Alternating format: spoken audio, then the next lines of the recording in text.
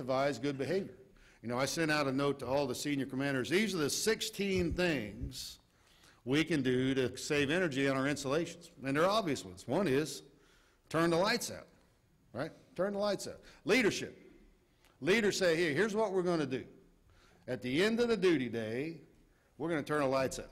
And oh, by the way, CQs and staff duty officers, you're going to go through the headquarters and the barracks, and as appropriate, you're going to turn the lights out. We can do that now. Turning off our computers and our monitors and our printers at the end of the day.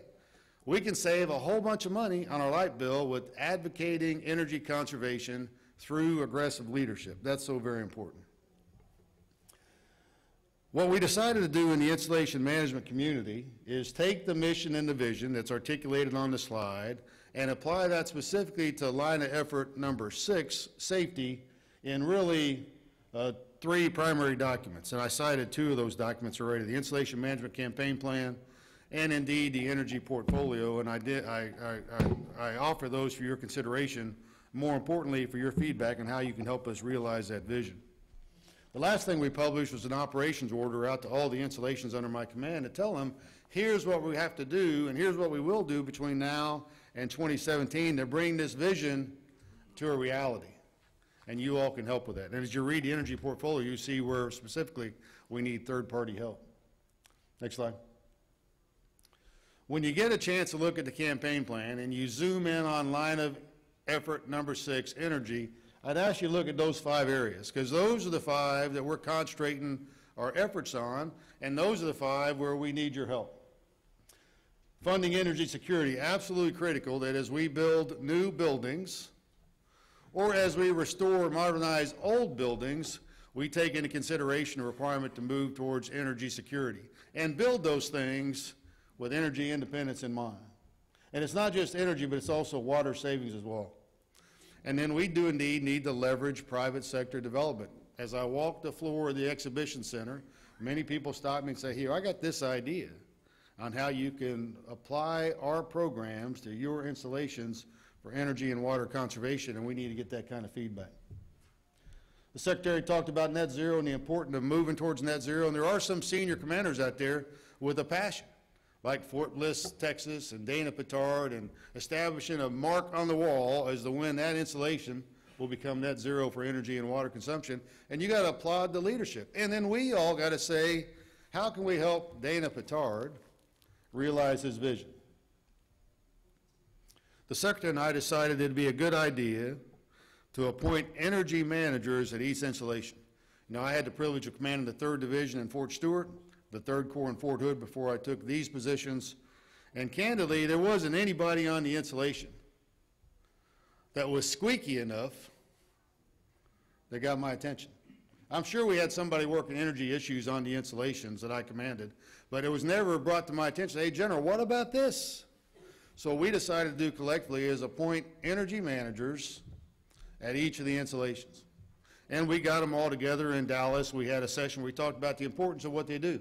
And it can't be an additional duty. It can't be, oh, by the way, it can't be somebody on the staff who's so deep into the bowels of the organization that nobody listens to them because it's so darn important. So we talk about that with the senior commanders routinely. Where we need your help, candidly, is how do we emphasize the training portion for the energy managers? See, they need to be technical professionals. And I'm not smart enough to figure out personally what we need to do to train these energy managers, but we collectively are. What can we do? What classes can we send them to? What on-the-job training can we give them? What opportunities can we give them to improve their proficiency as our installation energy managers? And then if we get the energy manager there being vocal, right, it's the squeaky wheel gets the grease. You get the energy manager being vocal and you get the senior commander receptive to the good ideas, we can take this to the next level. Now we can take this to the next level. As you look closely at the campaign plan, you see an emphasis on greenhouse gas reduction and also on non-tactical vehicles. You know, I find it to be embarrassing what we're doing on installations now with non-tactical vehicles. Not just the amount of money that we're putting into non-tactical vehicles, but the fact when you drive around on installations, you see those things idling continuously, right? They idle continuously. The kid's there, he's happy, he's got the stereo playing, he's got the air conditioner going, or he's got the heater going in the winter. We got to stop that, and we got to stop that now. And with Secretary Hammack's leadership, we're working towards giving the installations things like low-speed electric vehicles or hybrid vehicles so they can reduce greenhouse gas emissions, and that's so very important. Next slide. So we need your help. That's what I wanted to leave you with, and I'm hoping the conversation continues way past today. You read the campaign plan, you read the energy portfolio, you access the operations order, you talk to the garrison commanders at respective installations that you're close by, and then you come up on the net with the secretary and I and say, here is how we can help. Here's what we're doing that we think has a direct application to what you're trying to do on installations as we move towards energy independence and security. And with that, Madam Secretary, I appreciate the time and looking forward to the questions.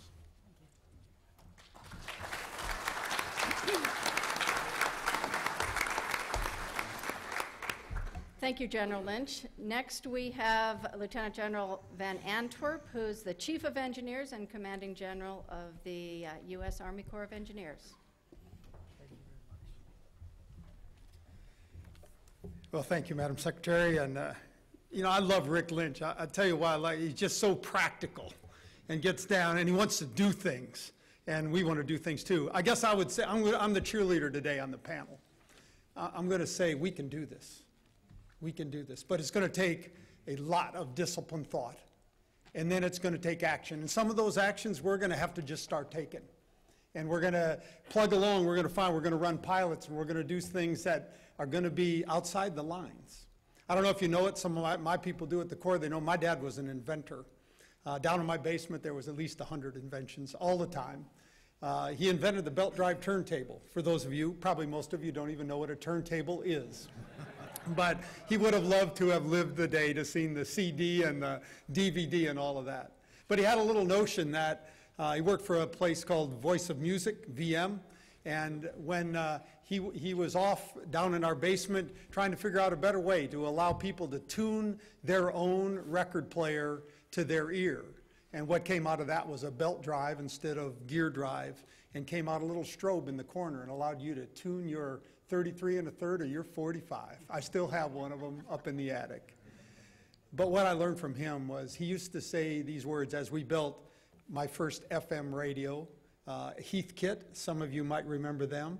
I also built a TV set with my dad. That's why I'm a mechanical engineer today, because we spent that time together. And whenever he would be confronted with a problem, he'd say, now let's think about it.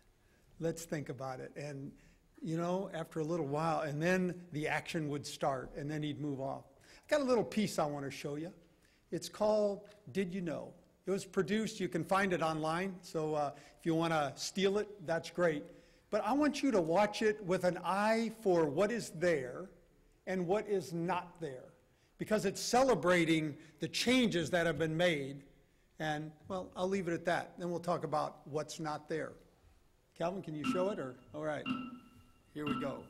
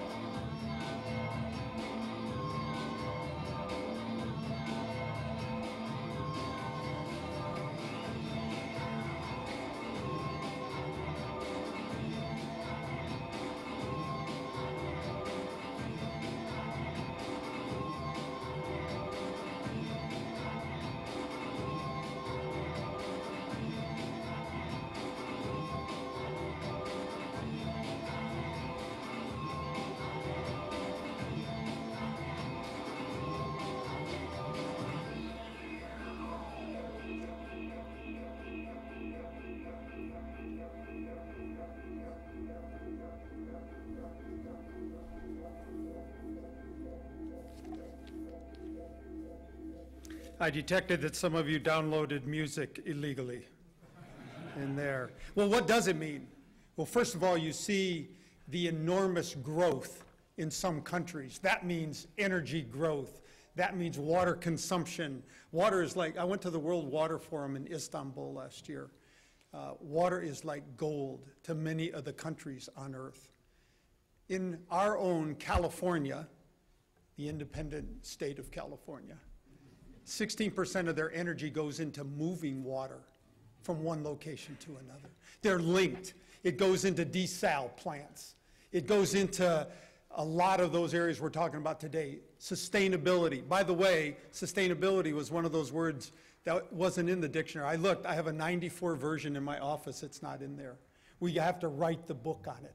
It means we have to get people that will think deeply about this. I'm on a little bit of a crusade, too. You know, we celebrate multitasking of our young people today. But here's what I see, that we need people with PhDs. What is missing from this whole clip, how much was on energy? How much was on sustainability in there? Very little. It's all in communications and networking, and that's part of what we've got to do. We've got to meter all of our buildings. We've got to put them on a network where it's some centralized place we can find out what's going wrong with that one building, that even if we build it, that it's 45% more efficient. You have to have the right controls, and you need to know when they're off. You have to have the trained people. One time in my life, I bought a house. I had the air conditioning and the heating running during the month of November in Ann Arbor, Michigan. I didn't know it. The bill was $800, and on a young captain's salary, it ate my lunch. I tell you, that never happened again. We haven't been shocked yet. I've been shocked. Where's the shock? It's coming. It's coming. The Corps of Engineers is involved in mountaintop mining. You probably didn't know that. What do we get from mountaintop mines? We get coal. And I tell you, there's enormous pressure even to harvest what we have in this country. There's going to be used environmental considerations of doing it. Some of the oil reserves, they're not easy to get at. It's going to take incredible methods. So what my dad gave me is says, let's think about it. We need to think about it, and then we need to act. I'm going to just tell you a few things the Corps is doing to act today. Can be a microcosm, but I'm telling you, we're here to learn. And Rich Kidd and others, they're going to do thinking, but if you don't think we're going to need the international community and we're going to need all the great minds of industry, you're wrong. We have to come together on this. But again, I think we can do this. We can do this. Here's just a couple of things. We've got 10 goals. They're like a lot of others. We've changed our fleet to a hybrid fleet. I don't have an Expedition parked outside. I have a Chevy van. And we're really trying to go to school on that. Greenhouse emissions are great. We're doing teleworking. We're training a lot of our design engineers on LEED, and we're training them on ASHRAE. We have got to go to school and know. I think the goal, it's you know, we talk about net zero on an installation. We challenged our people. We want to be net zero on a building, net zero on a facility. Rick, how much inventory have we increased, and will we buy back? You said that yesterday. 30%. 30%. So think about it. We're adding 30% to the inventory. And we want to meet a mark that is much less energy consumption than way before that inventory started to be built, that new inventory. Pretty challenging. Here's a couple of things we've got in place. We've got a number of MATOCs and a number of IDIQ contracts with what we think are the best of industry. They're run out of our Huntsville Center and our Engineer Research and Development Lab. By the way, we've got a lot of PhDs, a couple in the audience right here from the Engineer Research and Development Center that are going to school on energy.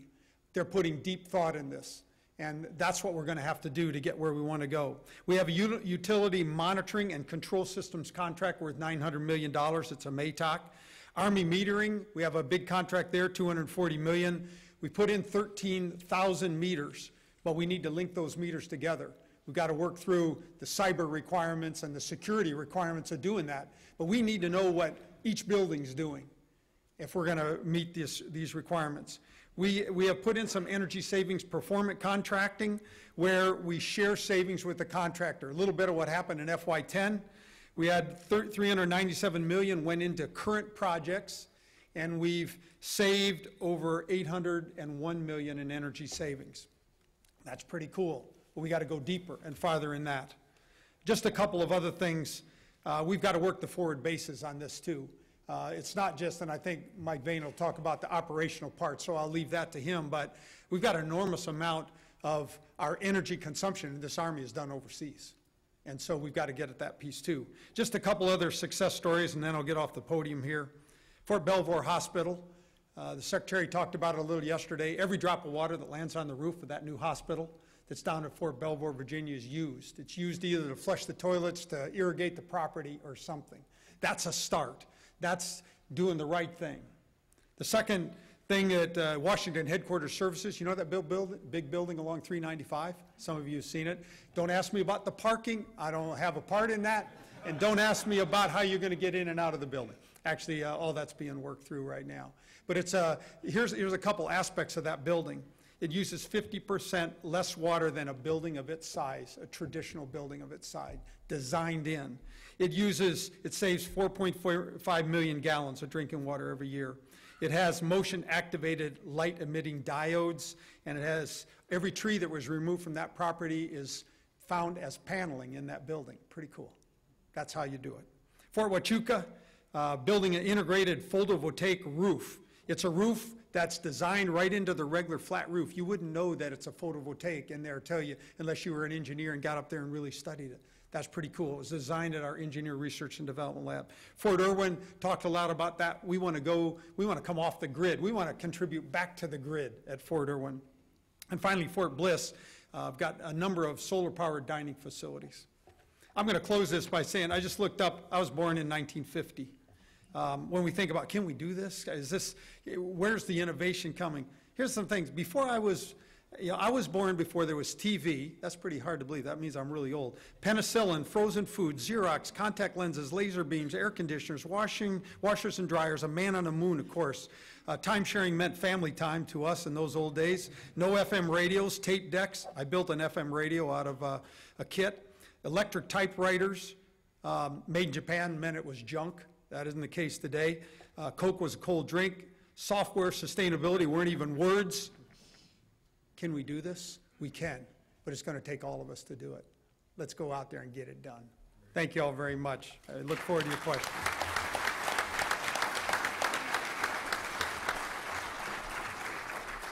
Thank you. Our next panelist is Lieutenant General Michael Vane, who's from the Army Capabilities Integration Center.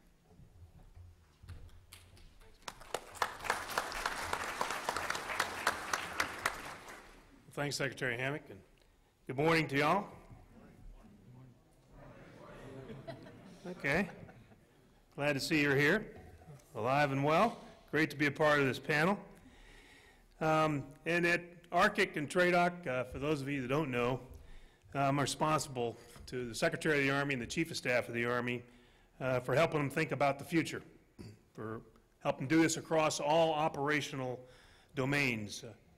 Requirements for concepts, experimentation, for doctrine, organization, training, leader development, materiel, personnel, and the facilities linked to that, and leading the development of integrated solutions for our operational Army. So I'm going to talk about operational energy and talk about how that can help us achieve resource-informed, integration-focused, and outcome-based sets of capabilities for our future force. During the work we've been doing with our installation brethren, we have been sharing a lot of ideas. And so before I talk about operational energy, I'd like to share a short video clip of an energy concept that may demonstrate great promise for our installations. If I could have the next chart, please.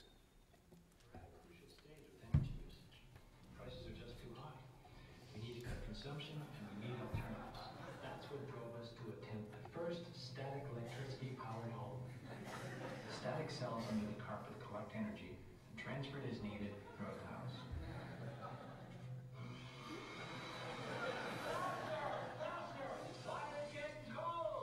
Success has been elusive. It hasn't been everything we hoped. But besides making the house itself more energy efficient, the smartest thing we did, the bright spot, if you will, is that we equipped the house with Energy Star products, which use less juice, and save money. Static electricity may not be viable, but hey, we've taken a step toward the future. Our future. Anyone can make their home more energy efficient. Good night, sweetie. Good night, Mommy. Well, I appreciate you letting me bring a little levity in. As I think each one of the speakers have already talked about today, it is about images when you go to one of these kind of presentations, and what do you take away from it? What can you remember? And hopefully that helps you understand that energy is important to us no matter what domain we're responsible for in our Army. And my responsibility is helping bring that energy focus to the operational Army. And it is going to be a major challenge, and as Van says, we can do this. In fact, we have already started doing this, and we wrote a power and energy white paper about 6 or 8 months ago, and I'll talk a little bit more about now how we're taking that to fruition. But we need to find alternative sources, both for installation and operational energy, not only to reduce or mitigate volatility and energy costs, but simply to promote resilience to disruption. And it's important to consider implementation factors such as cost, simplicity, and compatibility with the operational context, especially in operational theaters. If you look at the big picture, from an operational standpoint, the Army fuel usage might be viewed as a very small contributor to the overall DoD usage, with the majority of it being used by generators, Army aviation, and tactical wheeled vehicles. And a savings of 10% across these areas in the Army might only improve DoD fuel requirements by slightly more than 1%. But there is a more important way to look at the impact of Army fuel efficiencies, and that is its impact on operational effectiveness. The idea that we can transform energy savings into more boots on the ground, resources to purchase needed capabilities for our soldiers, as well as enhancing force protection. Next chart. To understand the benefit of operational effectiveness, let me first discuss some of the current trends. The Army Capstone Concept and the Army Operating Concepts, which were just recently published, describing as its central theme operational adaptability and combined arms maneuver and wide area security.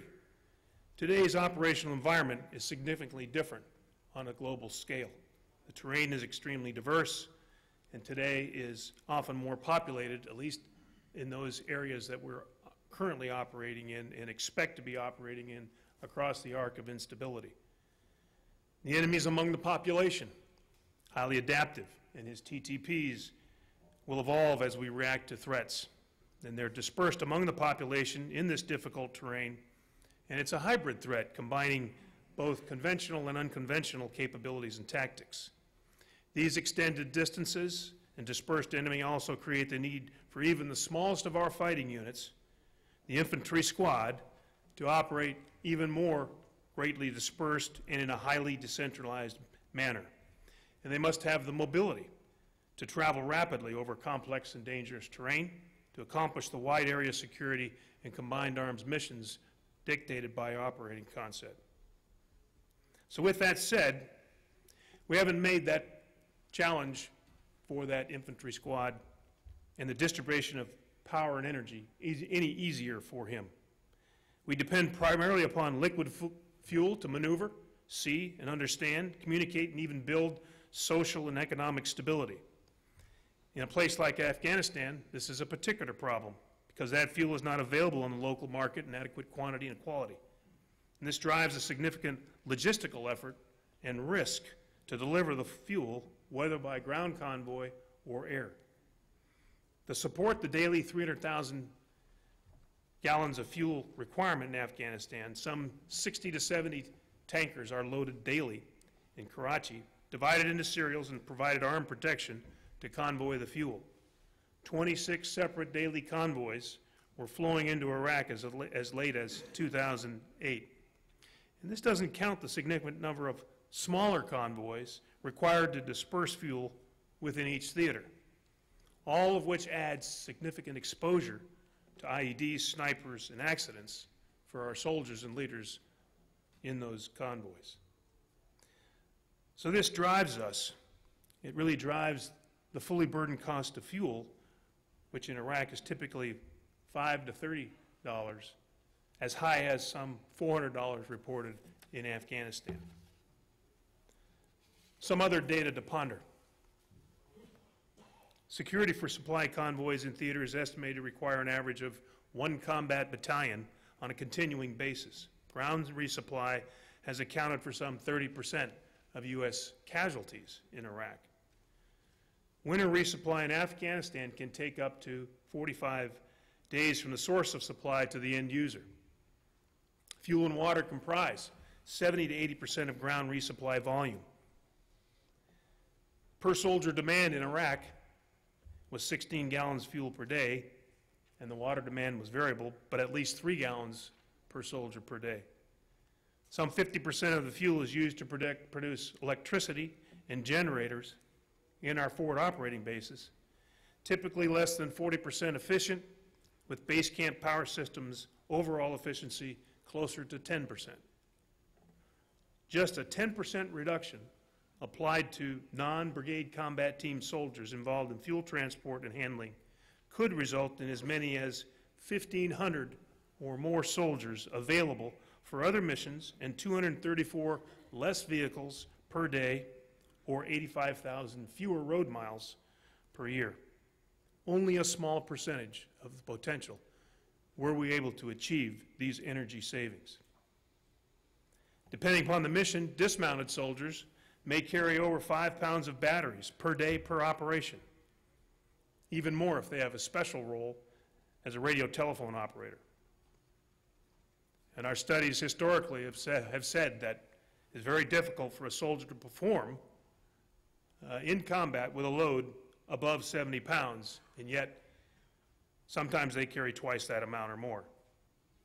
We have an excessive soldier load, battery proliferation, unsustainable fuel and water logistics, unpredictable energy costs, limited capability to restore essential services, excessive dependence upon ONS and COTS procurement, and really a lack of a business model for proposed operational energy solutions. And we need industry help and focus to get us there. As theaters mature, we've been able to develop supply chain approaches that reduce the impacts to operational forces. For example, we hire contractors to help deliver fuel into Afghanistan and contract for Russian air freight services. While these arrangements may free up ground forces and air assets for operational missions, they actually increase our vulnerability to disruption. In any event, a supply chain with only one source represents a golden opportunity for our enemies, as we recently experienced on the borders of Pakistan. Next chart. So we must change how we view operational energy. Let me go back one chart here. There you go. We must change how we view operational energy and how we frame the problem. It must be maintained as a net operational advantage, not a liability. Symptoms evident in current operations, as I mentioned, excessive soldier load, inadequate park power for onboard systems, vulnerability to disruption by asymmetric enemies. That's a challenge we need to overcome. Energy can no longer be treated as an unconstrained resource, an afterthought of operational planning. But we lack a holistic model to be able to relate energy to operational capabilities. Consequently, we have to define operationally based metrics in order to defend the right capabilities. And we need a model to help us on the front end of operationally informed operations. We've identified our major gaps, as you see here on the chart, and we are in the middle almost towards the end of developing and writing and initial capabilities documents that will drive solutions across the Army. Next chart. Some of the big ideas that were described in our Power and Energy white paper that I mentioned earlier are listed here. Integrating energy management into mission command. Consider that NASCAR teams have been known to win races by managing speed with energy conservation in mind. Avoiding a refueling stop can provide the decisive edge. We need to think lean. If we can cut the number of soldiers who